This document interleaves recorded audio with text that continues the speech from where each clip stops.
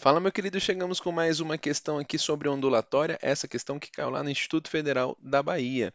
E essa questão aqui relaciona as velocidades, comprimento de onda e frequência, questões clássicas aí que a gente encontra envolvendo a ondulatória. Então, antes de a gente começar a resolver essa questão, se inscreve aqui no canal, nos ajude cada vez mais a chegar a tantas pessoas que querem estudar um pouquinho mais de física. Então ele fala o seguinte, ó, pesquisas atuais no campo de comunicações indicam que as infovias, sistema de comunicações entre redes de computadores, como a internet, por exemplo, serão capazes de enviar informações através de pulsos luminosos, transmitindo uma ótima frequência de 10 elevado a 11, deixa eu puxar aqui de vermelho para ficar melhor para você, pulsos por segundo. Beleza.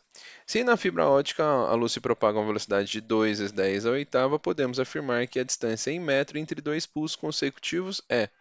Então veja, quando a gente tem dois pulsos aqui, eu poderia até fazer aqui vários pulsos aqui entre eles.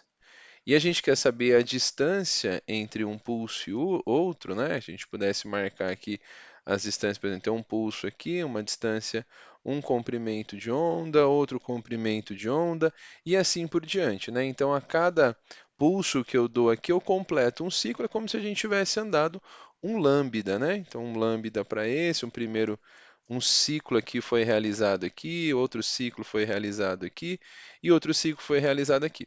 E assim por diante. Se a gente continuasse, teríamos mais desse. Dessa maneira, como a gente tem a relação aqui de conhecida, né, como V lambda F, você poderia aplicar essa equação para chegar, porque a distância entre dois pulsos é um lambda, um comprimento de onda inteiro, né? Isso porque o comprimento de onda é quando eu completo um ciclo. Aqui eu tenho um ciclo completo entre um pulso e outro, então você tem um lambda. A velocidade dele é 2 vezes 10 elevado à oitava, e aqui eu tenho que o comprimento de onda dele a gente quer descobrir, e a frequência pela qual esse pulso está andando é 10 elevado a 11.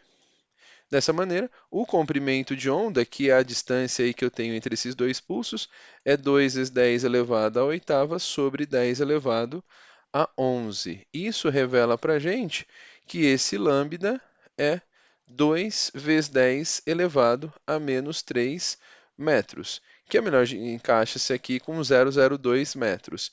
Mas pode falar assim, professor, mas eu não consigo relacionar isso com a equação, acho isso muito difícil. Tudo bem, eu tenho uma outra solução aqui para você na manga. Eu vou falar o seguinte, que ele não está dizendo que ele anda aqui 10 elevado a 11 pulsos por segundo, e também não diz que ele anda 2 vezes 10 oitava metros a cada segundo. Ou seja, em um segundo, ó, a gente pode colocar assim, ó, em um segundo, veja o que acontece. Em um segundo, a gente tem que são 10 elevado a 11 pulsos, e ele anda 2 vezes 10 oitava metros. 2 vezes 10 oitava metros. Como eu sei que ele anda 2 vezes 10 oitava metro por segundo, e nesse mesmo segundo ele dá 10 elevado a 11 pulsos, se eu quiser fazer aqui uma distância de 1 metro, né, eu vou ter a distância entre dois pulsos, é a relação que eu tenho aqui um pulso inteiro. É quando eu completo um pulso, né? Porque a relação entre dois pulsos é como que aqui se fosse o zero, o próximo pulso eu vou ter um pulso de diferença aqui entre eles. E aí é que eu vou ter x metros. Fazendo isso, esse valor vai ficar 10 elevado a 11 vezes x é igual a 1 vezes 2 vezes 10 elevado à oitava. Logo, esse x aqui é igual a 2 vezes 10 elevado à oitava sobre 10 elevado a 11. E isso daqui é 2 vezes 10 elevado a menos 3 metros. Isso revela para a gente que eu tenho uma distância, né? Quando eu tenho 10 a menos 3, eu ando 3 casas para a esquerda, né? Então eu vou andar aqui 2, 1, 2, 3 casas, a gente chega na alternativa B aqui para vocês.